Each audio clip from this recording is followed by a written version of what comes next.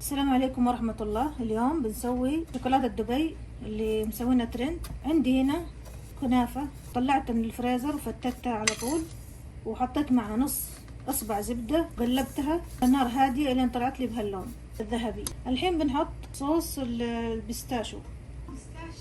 ها؟ بيستاشيو مو بيستاشيو. حرية. نحط الكمية اللي تخليها تتماسك. طبعا هذه راح تصير في الوسط، تحتها شوكولاتة وفوقها شوكولاتة. خلينا نقول لكم تيجي نص كاس، وعندي هذه كوبين من الكنافة، وهذه نص كوب. طبعا تبغى اكثر نحط لها اكثر.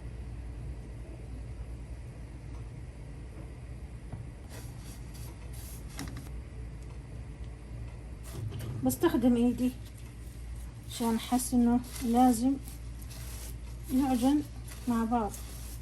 انا حاسه انه كل قطعه ماخذ حيز كده وقاعده لحالها، جيتها كآبة.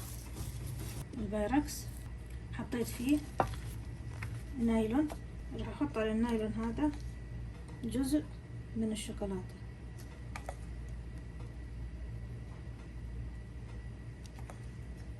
وجزء نغطيها. طبعا نغطي خلاص، هذا كفايه. بس نثبت ونحرك هذا.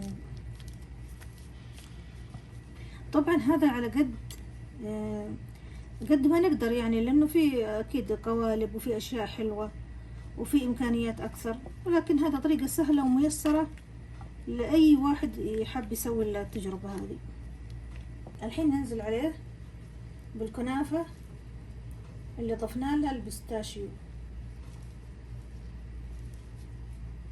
وطبعا راح نملسها وننعمها كذا ونخليها مسطحة، مو بهالشكل طبعا.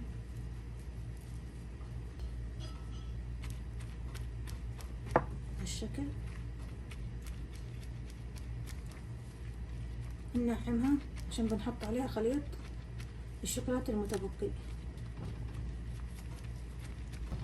نحط ما تبقى من الشوكولاتة.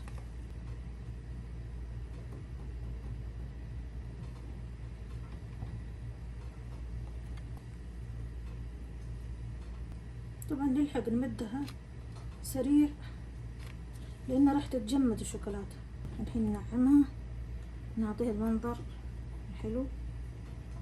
الجزء هذا سويناه بالشوكولاتة، الجزء الثاني بنسويه بالشوكولاتة البيضاء. خلوكم معانا. عندي الشوكولاتة البيضاء حارة، هذا شكلها. حطيتها في حمام مائي، هي تجي قلب. بوريكم كيستها بعد ما اخلص.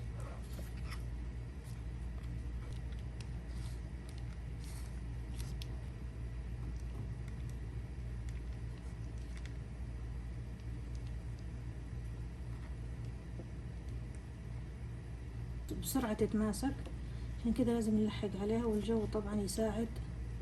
الجو هنا في المطبخ تقريبا 60 درجة مئوية لأنه ما في مكيف. نحط عليها ما تبقى من الكنافة اللي خلطناها بالصوص البيستاشيو. وصعب النطق لكن يعني نتعود عليه.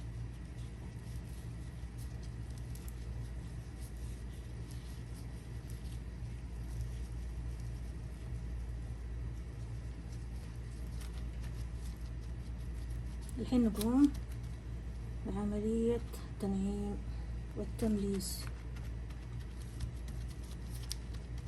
لأنه بعد كده راح نبردها، وبعد التبريد نقطعها مربعات أو مكعبات ونجهز قهوتنا. الحين نضيف الشوكولاتة البيضاء. هذه غلطة مطبعية، ونتركها بالشكل. الحين نبردها بالثلاجة، لازم تبرد لمدة ساعتين على الأقل. نشوفكم بعد ما نبردها ونقطعها.